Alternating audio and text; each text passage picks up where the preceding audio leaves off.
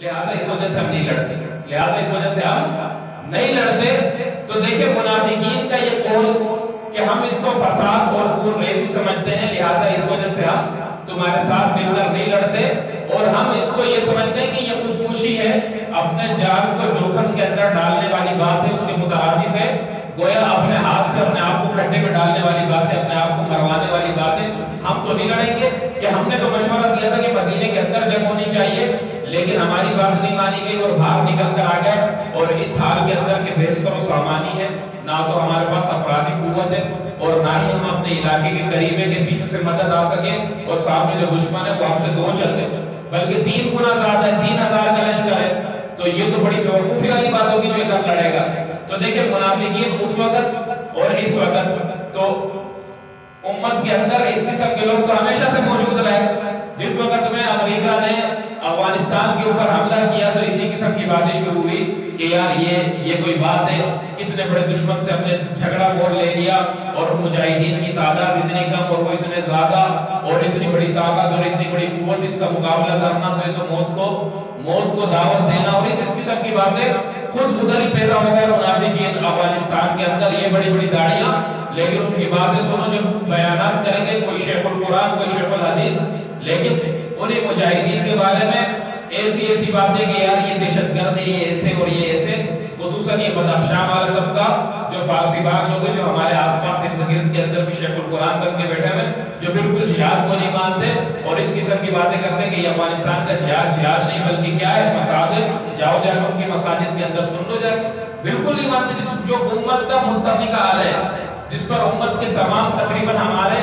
ہمارے بزرگ جتنے بھی ہیں وہ سب کے سب متفق ہیں، سب مانتے ہیں کہ یہ جہاد ہے، لیکن اس قسم کی باتیں کرنا کہ نہیں یہ تو جہاد نہیں، یہ تو فساد ہے، تو یہی منافقین نے اس وقت بھی کہا تھا اور یہ اس وقت بھی کہہ رہے ہیں۔ تو ان کے اقوال آپس کے اندر مل گئے، روحانی تعلقات، یہ قرآن بتاتا ہے کہ ان کے روحانی تعلقات ہیں آپس کے اندر، ہاں یہ انہی منافقین کی کیا ہے ذریت، انہی کی اولادیں ہیں جو امت مسلمہ کے صفوف کے اندر کھڑے ہو کر وہ اس قسم کی بکواسات کرتے ہیں۔ تو علامہ اقبال نے کیا خوب کہا تھا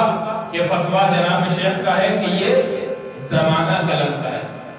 جناب شیخ نے یہ فتویٰ دیا ہے کہ یہ زمانہ قلم کا ہے کہ دنیا میں اب رہی نہیں تلوار کارگر، دنیا میں اب تلوار کارگر نہیں ہے، اب یہ زمانہ قلم کا ہے، قلمی جہاد کرو، لسانی جہاد کرو، قلمی جہاد کرو، ہاں یہ قلم والا وقت ہے، یہ تلواروں والا وقت نہیں ہے، ہاں یہ وہ والے جہاد کا وقت نہیں ہے۔ تو وہ فرماتے ہیں آگے کہ تلقین ان کو ہو ترک جہاد کی، دنیا کو جن کے پنجہ خونین سے وہ خطر، تلقین تو ان کو دو جا کر ترک جہاد کی کہ جن کے پنجہ خونین سے دنیا کو خطر ہو، مطلب جن کے خونی پنجے سے کوئی ڈرے۔ آج تو مسلمان کا حال یہ ہے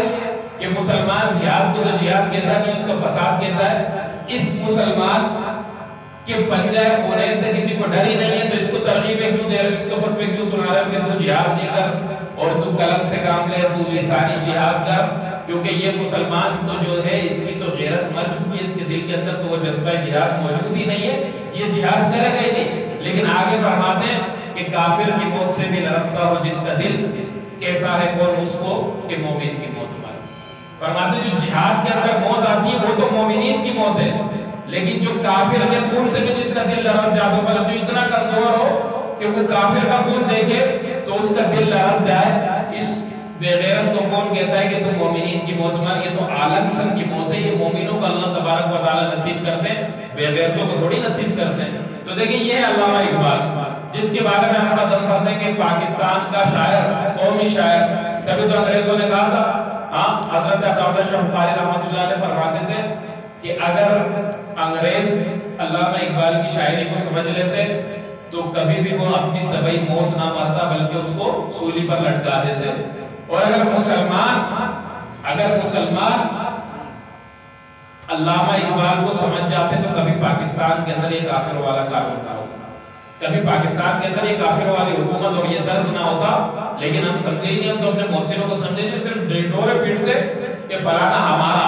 لیکن اس نے تعلیم کیا دی وہ بالکل بھی نہیں دیکھتے کہ اس کی تعلیم کیا دی۔